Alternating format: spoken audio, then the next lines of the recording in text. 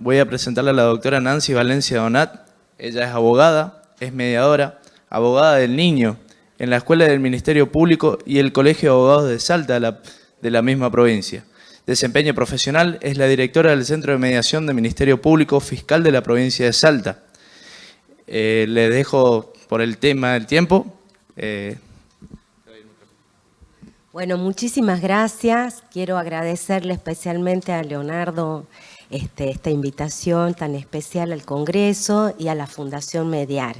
Y también a Germán, que me va a acompañar hoy para trabajar con ustedes sobre justicia restaurativa. A mí me interesa dos cosas el día de hoy. Primero, que ustedes se lleven una mirada de lo que es la justicia restaurativa desde el punto de vista de la filosofía, ¿sí? Porque es un nuevo paradigma, un nuevo modelo.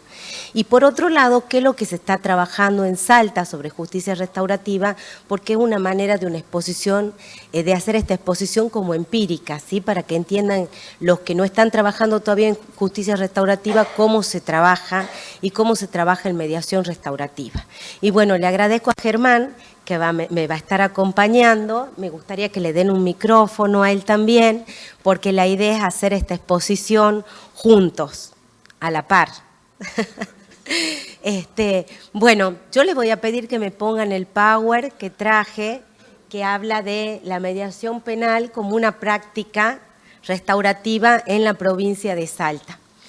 Nosotros empezamos a trabajar en mediación penal, el Centro de Mediación del Ministerio Público empieza a trabajar en mediación penal cuando se reforma el Código Procesal Penal de la provincia y comienza de la mano de los principios de oportunidad a establecerse esta práctica restaurativa. Lo van pasando, no sé quién está. Bueno. Uno más, por favor. Bueno, acá es donde me quiero centrar y quiero conversar con Germán en esta hermosa definición, este hermoso concepto que da Naciones Unidas sobre lo que es justicia restaurativa, nuevo paradigma, un nuevo modelo. Es salir de la justicia que estábamos transitando para entrar en este nuevo modelo, ¿sí? Salir de la justicia, que era una justicia retributiva, para entrar en la justicia restaurativa.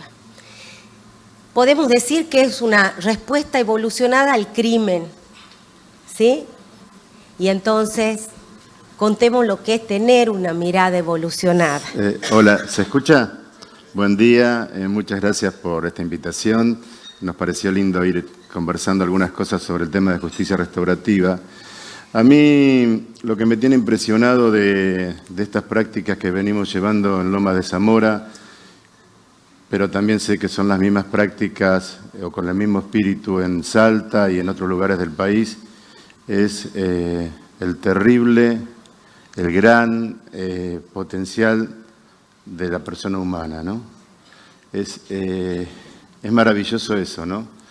Es maravilloso lo que uno aprende y lo que se va transformando uno mismo viendo los resultados cuando a las personas, en lugar de castigársela, en lugar de prohibirle la palabra, en lugar de perseguirla, se la respeta en su dignidad y equidad, ¿no? Todo lo que puede modificar y enseñarnos, ¿no? Todo lo que pueden convertir el sufrimiento, tanto la víctima como este victimario víctima, cómo pueden convertir tanto sufrimiento en tanta virtud, ¿no? En aprovechar ese momento para modificar su actitud. Y esto es lo maravilloso de esta definición, que es una definición, pero que cuando uno lo pone en carne y hueso, es maravilloso ver que si uno respeta la dignidad de la persona humana, el potencial es infinito, ¿no? Exactamente. Bueno, acá nos habla de una respuesta evolucionada, o sea que vamos a hacer un cambio, una transición, vamos a pasar de una justicia a la otra. Este es un cambio que nos va a dar un avance dentro de la perspectiva que hay sobre la pena, sobre todo.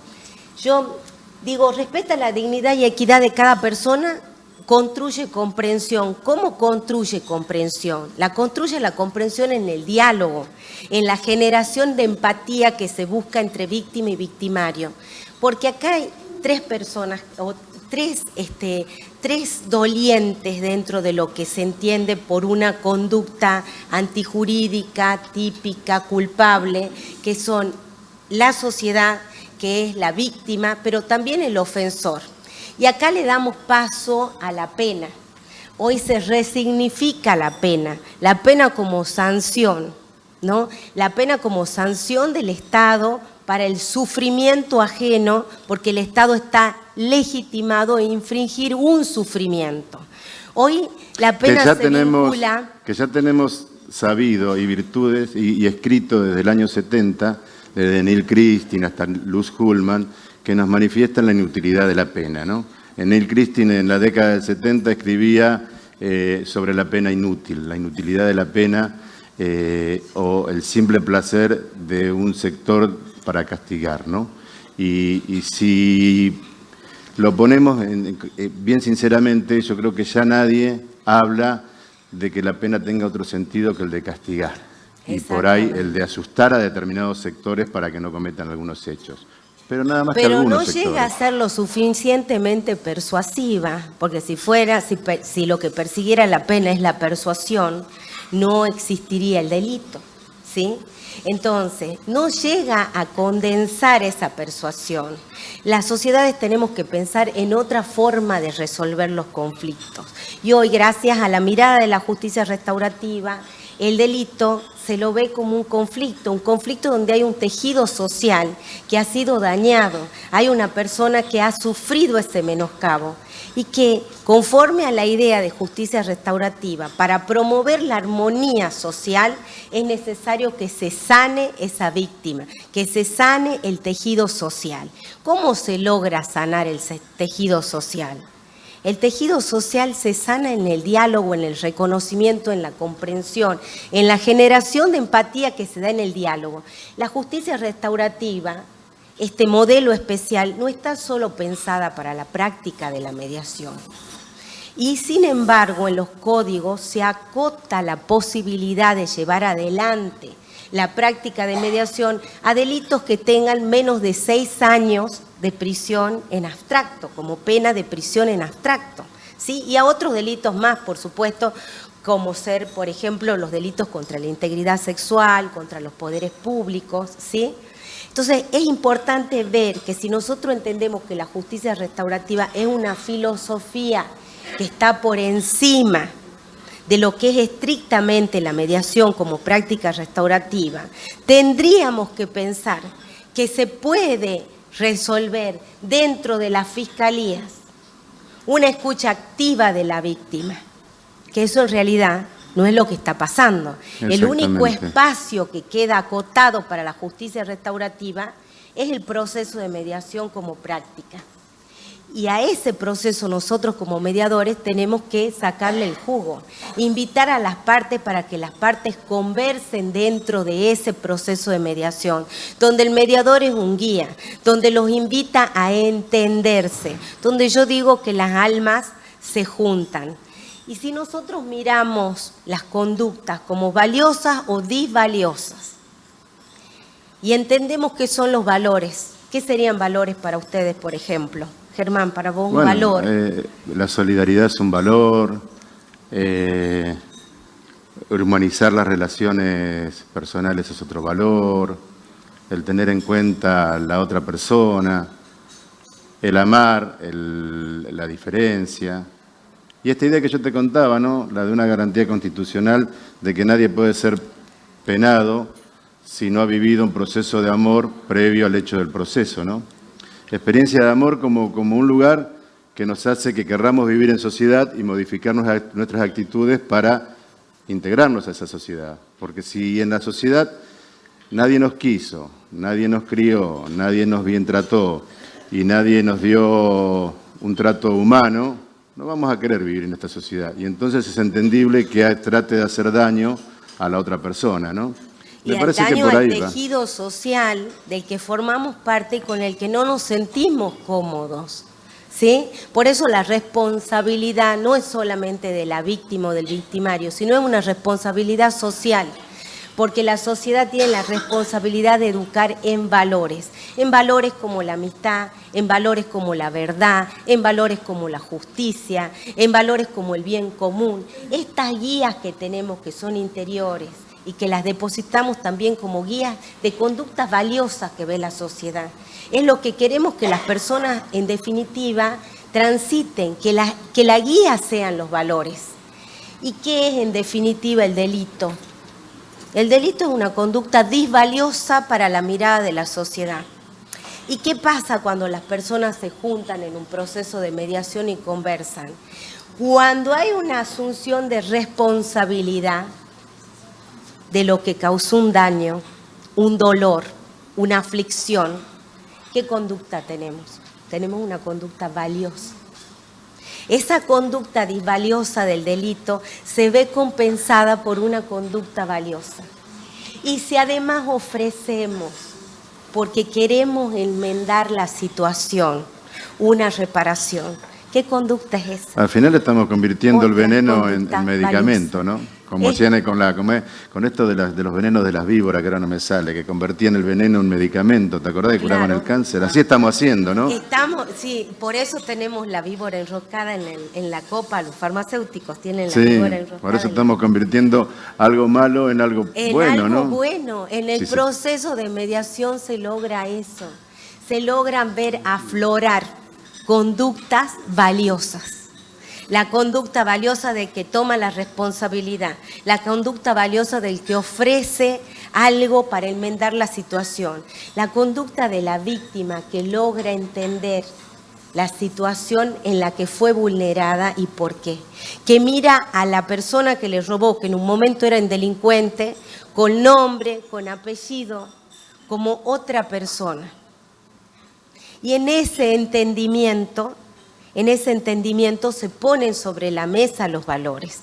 Y esta es la segunda oportunidad que tiene la sociedad, que como dice Germán, la perdió porque en un primer momento no pudo asistir a quien lo necesitaba, para que se formen los valores que a la sociedad le interesan, porque creció a lo mejor sin la posibilidad de que un padre, una madre, un amigo le enseñaran lo que es valioso y lo que es bueno. En medio de tanto prejuicio, de tanta discriminación, de tanta situación incómoda, yo a la sociedad no la quiero. Pero en el proceso de mediación tengo la oportunidad de verla desde otro ángulo. ¿Sí? Sí, por supuesto. 2 o 3 cosas importantísimas que dijiste para mí es el concepto de responsabilidad, ¿no? Confiar en la persona, hablar con esa persona, llevar adelante un proceso de justicia restaurativa para que se haga responsable correctamente del hecho disvalioso que hizo y a partir de ahí poder modificarlo. Y esta idea también de esta mirada que tiene la justicia restaurativa para con la víctima, para con el victimario y para con la sociedad, ¿no? ¿Qué necesidades tienen la víctima, qué necesidades tiene el victimario víctima y qué necesidades tiene la sociedad como víctima, pero también como responsable del hecho, ¿no? Eso me parece maravilloso. Sí, y también el resignificar la pena y el sentido de víctima, ¿sí? Porque muchas veces la persona que ha tenido una conducta que para otra persona resultó lesiva, tiene mucho miedo de lo que le va a pasar. A veces le tiene miedo a quien está sentado al frente. A mí me dijeron, yo no lo quiero ver porque tengo miedo que me pase algo, tengo miedo que tomen una represalia para conmigo, ¿sí? Y en ese momento me siento vulnerable. Y si la víctima es alguien vulnerable, entonces el agresor en ese momento se siente vulnerable y se siente víctima. Sí. Y es una mirada que va y viene y pivotea entre las personas que están formando parte del proceso de mediación. Necesitamos que se haga responsable no del delito como delito en sí, sino de que el hecho de que su conducta ha provocado una situación desafortunada para otra persona, que la ha vivido mal, ¿sí? Eso es lo que se busca, esa responsabilidad es la que se busca. Y se construye una verdad, entre las partes construyen lo que yo digo una verdad consensuada. que es maravillosa, que pasa en el proceso de mediación, cuando al final, ¿qué pasó?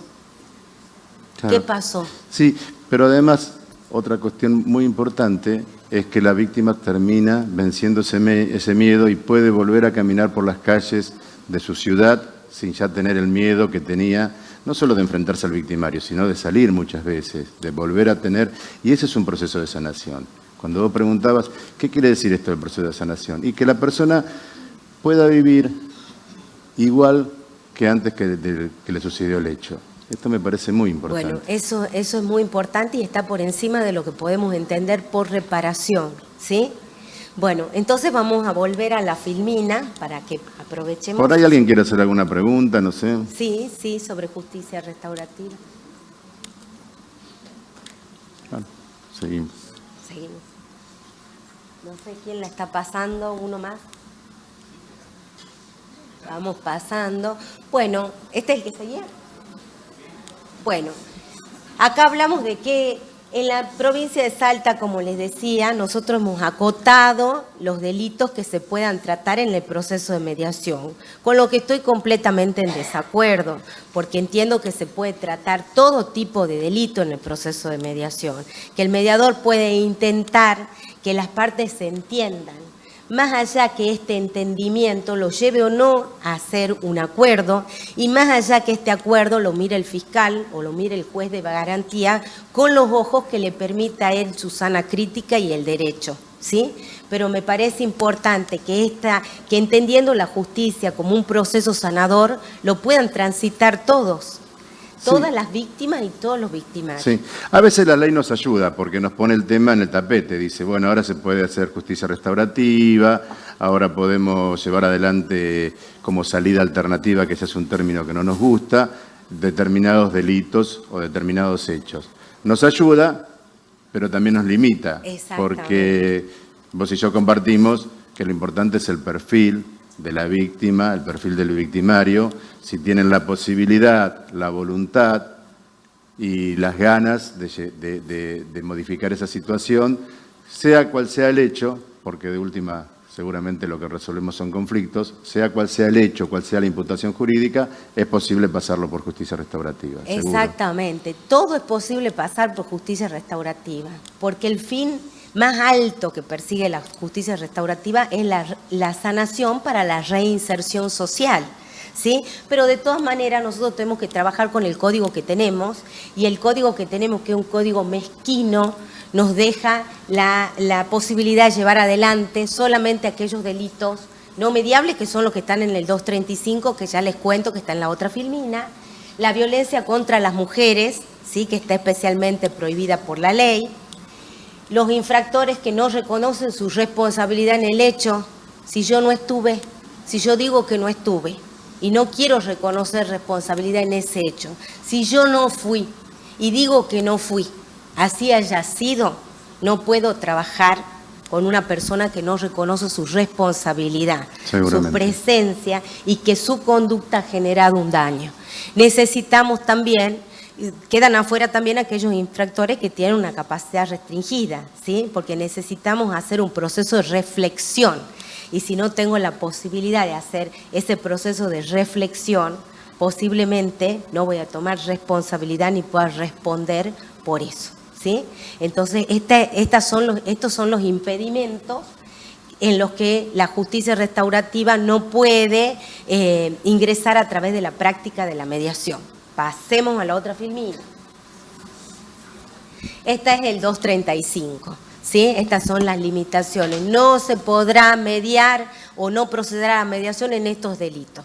Los con penas de prisión de más de 6 años en abstracto, los que elijan para su realización la calidad de funcionario público como sujeto activo o sean cometidos contra la administración pública, cuando la víctima fuere menor, excepto en los casos en donde tenemos impedimento de contacto y los incumplimientos de los deberes de familia, delitos contra la vida, contra la integridad sexual, queda fuera el robo. Pero bueno, el robo queda fuera así medio virtualmente porque muchas veces nos mandan temas de robo, cuando sean contra los poderes públicos y el orden constitucional. Estos serían los casos en los que está limitada la posibilidad de la práctica restaurativa, aunque la justicia restaurativa como filosofía de vida y filosofía jurídica pudiera contenerlo. Sí. ¿Sí? Un solo tema con el inciso C, ¿no? Nosotros estamos convencidos que con las jóvenes que son inimputables, aún fuera del ámbito penal, está muy bueno hacer procesos de restaurativos, ¿sí? Prácticas restaurativas, porque este jovencito que no tiene edad para ser imputado de un delito, ha cometido un hecho y tiene una capacidad para reconocer que ese hecho está mal y tiene un ámbito para darse cuenta que no tiene que volver a repetir esos hechos, porque si no en la práctica van a ser nuestros futuros clientes, primero en jóvenes y después en mayores, ¿no? Entonces, ¿qué mejor que ofrecerle a ese chico, si viene acompañado con la madre, con el padre, con el tutor o con su técnico de fútbol, para que venga, converse con la víctima y bueno, le pida disculpas, le diga que no lo va a hacer más, y si cometió el hecho en una plaza pública porque dañó la plaza, que venga alguien del municipio y le diga, bueno, esto no lo tenés que hacer más porque tiene esto, porque la plaza es de todos, porque está bueno jugar pero no dañar. Y es una lástima ese inciso, ¿no? Pero Bueno, en este caso es cuando es víctima, es menor. No sí, ofensor, ¿no? Pero, es víctima. Pero muchas veces se da, como dice Germán, y nos ha tocado trabajar a nosotros en una experiencia piloto con chicos víctimas, victimarios, ¿sí? Sí. Dos banditas. Reconozco el error, sí. No, pero, dos banditas. Pero lo que pasa es que este es para adultos, pero se supone que nosotros vamos a tener en Salta a partir de septiembre justicia restaurativa para niños, niñas y adolescentes en conflicto con la ley penal, la justicia penal juvenil. Y nosotros hemos trabajado en esto que dice Germán, de trabajar con dos banditas de adolescentes, ¿sí? Le llamamos grupos antagónicos, ¿sí? Los de una cuadra y de la otra, que son barrios que están divididos por una avenida, pero hagan de cuenta que están divididos por un mundo. Porque nos ha tocado trabajar con jóvenes que estaban en un barrio de Fonavi, de gente de clase media con ciertos ingresos, ¿sí? Y otros que pasando la avenida se fueron asentando y fueron haciendo uso de los servicios sin pagarlo, esos que se cuelgan del cable, no tienen agua, en fin, y sin ningún recurso donde haya un trabajo más formal, ¿sí? Son todos padres con trabajos muy informales. Y entre ellos habían situaciones muy duras, porque todos los fines de semana se golpeaban. Primero empezaron a golpearse a la salida de los partidos de fútbol, y después porque la novia de uno le gustaba el del barrio de al lado, y después porque había problemas cuando salían de la escuela, y al final quedaron sin escolarizar 7 u 8 chicos que cada vez que salían a tomar el colectivo los golpeaban.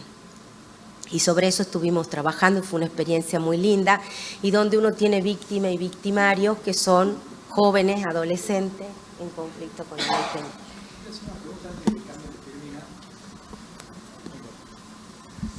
Quería hacer una pregunta a los dos antes de que cambien la placa, porque realmente la mediación penal fue lo más resistido, lo más difícil para el legislador incorporar la parte de mediación penal. Si tuvieran así, abuelo de pájaro, rápidamente, que hacerle algunas reformas a esos 4 incisos, ¿qué es lo primero que Germán mencionaba, el inciso C, qué lástima?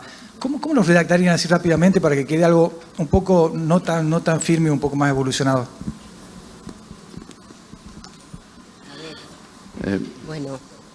Sí, a mí lo que se me ocurre es, hay algunos modelos, ¿no? La ley de procedimiento penal de la República de México, igual que la Constitución Nacional, que creo que es del 2008, la reforma constitucional, tiene como un primer capítulo que habla que va a ser política pública del Estado resolver los conflictos a través de procesos restaurativos y procesos de mediación. Yo con eso estaría conforme. Digo, primero resolvamos todo lo que venga, por eso a mí me gusta hablar de un concepto que no sé si es mío o lo copié, la verdad que no sé, pero que es como de soluciones tempranas. Digo, todo lo que viene, si las partes los quieren componer ¿sí? Autocompositivamente, que lo hagan, todo. ¿Sí? Bueno, no lo quieren, no lo pueden, no se dan las condiciones para resolverlo autocompositivamente, lo judicializamos. Y después, dentro del proceso, vemos si buscamos otro momento para volver a hablarlo. Pero digo, a mí, si vos me decís qué sueño, es que haya una legislación que diga, es política pública de este Estado que todos los conflictos que tengan características penales, que van a estar legislados posteriormente, se resuelvan en forma autocompositiva. Y vamos a poner todos los medios para que sea así. Y después legislamos para lo que no se pudo resolver de esa manera. Bueno, estoy completamente de acuerdo. Gracias. Qué bueno. La idea era discutir, no era estar de acuerdo. No, es que es muy difícil, porque la verdad que a mí me parece genial, eso sería lo más importante que nos pudiera pasar, es entender que nosotros tenemos la posibilidad y el sentido suficiente de lo que es justo, porque la justicia es una virtud. Y todos sabemos lo que es justo para nosotros. Y cuando se sienta la víctima, que es la persona que ha sufrido un daño, un menoscabo, sabe que es justo para ella. ¿Por qué? Porque el sentido de justicia está dentro de todos nosotros. Y yo creo, como Germán, que nosotros tenemos que aprender a resolver nuestros conflictos. Pero esto va a depender de las calidades personales, no de una enumeración taxativa que tenga un código. Porque las personas que no pueden transitar por mediación a lo mejor están contenidas dentro de lo que podemos entender como el inciso A. Se trata de un delito que tiene una pena de 6 años en abstracto y no puedo lograr que estas personas, tener una intervención yo como mediador con las herramientas que me he preparado para que estas personas logren entenderse.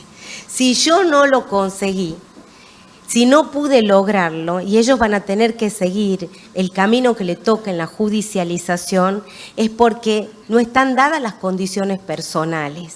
Y esto nos excede a los mediadores, tenemos que cerrar los procesos y no le quedará más remedio que al Estado tomar la intervención. Por ahí esa idea, ¿no?, de que el proceso lo que busca es la paz social. Y nosotros lo que buscamos es la paz de las personas en conflicto para que después vivan pacíficamente, ¿no?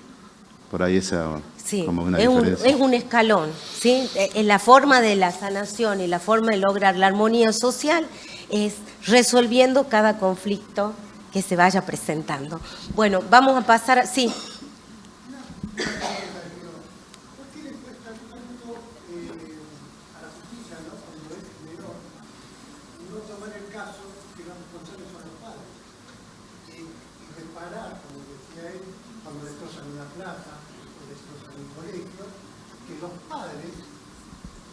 No se lo puede juzgar o detener, no son responsables los padres. ¿Por qué a la justicia le cuesta tanto ese mecanismo? Bueno, yo te cuento, cuando se trabaja con menores, con niños, niñas y adolescentes, sí, que vos nos decías, son jóvenes, son los que responden y los que se sientan también a trabajar con ellos, ya sea en una primera instancia o después los acompaña durante el proceso, son los referentes afectivos. Por supuesto, los padres en primer término, pero muchas veces estamos hablando de personas muy vulnerables que no tienen contención dentro de sus hogares o quien se haga responsable de la situación económica de lo que tengan que reparar. Y lo que sí se puede trabajar con los niños, niñas y adolescentes es la responsabilidad que no tenga un significado económico. Sí, yo voy a hacer una respuesta del derecho para ver por qué realmente estamos proponiendo algo distinto al derecho penal tradicional. Nuestro derecho penal es históricamente un derecho penal de acto. Quiere decir que el responsable penalmente de un hecho es la persona que comete el acto, ¿sí? La persona que comete el acto, si es mayor, es imputable y si es menor, es inimputable. Pero tenemos un derecho penal, y de esto trabajaron muchos los garantistas, pero no los garantistas nuestros, sino históricamente, de la idea de el derecho penal de acto. Lo que se pena es la persona que cometió el acto. A ningún familiar se le puede trasladar esa pena. ¿Me explico? Por esto es importante nuestro cambio también, porque nosotros en los procesos restaurativos incorporamos a los jóvenes, pero también incorporamos, sea de la edad que sea, también incorporamos a los referentes, a los padres, Y tenemos muchos casos en donde claramente al estar incorporados los padres dicen, bueno, nosotros vamos a hacer tal aporte, pero también necesitamos un aporte del joven para que se haga responsable, o sea, el aporte de todos los que estuvieron de alguna manera involucrados en esto.